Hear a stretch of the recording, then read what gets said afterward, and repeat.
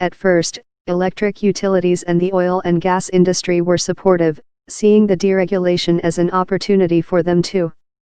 But in recent weeks concern has grown that the Trump administration may be going too far with two proposals, a rule propping up coal suggested by the Department of Energy last week and the proposal to repeal the Clean Power Plan without a replacement which leaked to press this week. At the heart of the dispute is the reality that the Trump administration can't simply bring back the coal industry by undoing regulations. The coal industry has been sick for a while, says Brendan Collins, an environmental lawyer at the firm Ballard Spahr. The thermal coal industry is much closer to needing Dr. Frankenstein's services than a general practitioner's services. But tipping the scale in favor of coal means hurting the oil and gas industry, which competes with coal as a source of electricity. That in part explains why a proposal introduced last week by Energy Secretary Rick Perry received swift condemnation across the board. In a letter, Perry called for new regulation to ensure companies operating power plants that can store 90 days of fuel on site, essentially, coal-fired and nuclear power plants, receive payment for the electricity they produce even if it is too expensive to compete in the open market. Perry framed the issue as a national security issue that will keep the electric grid up and running in the event of severe weather events or national emergencies. But many outside experts believe that argument falls flat and amounts to direct government intervention in the market. John Wellinghoff, who chaired the Federal Energy Regulatory Commission, FERC, said the move would blow the market up, according to a Utility Dive report.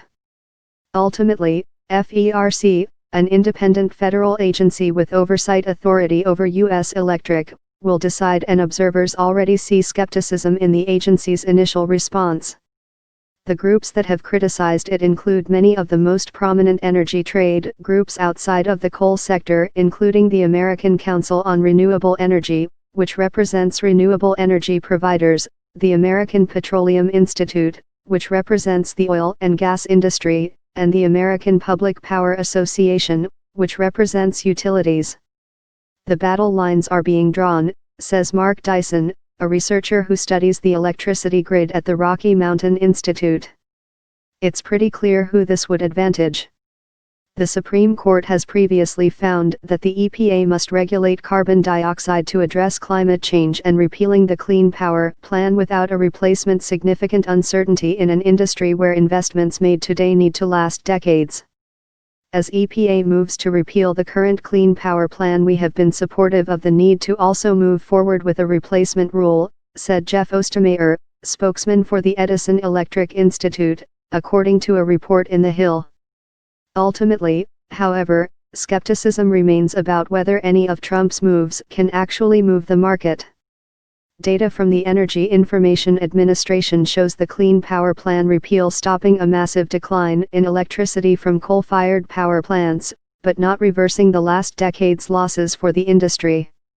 Indeed, on the other side, coal industry leaders have praised the administration's moves on their behalf but demand more.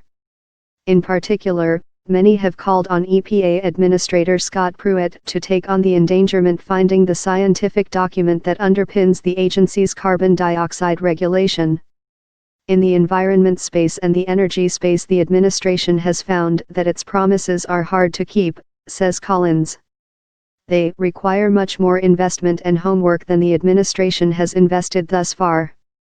That investment may be yet to come.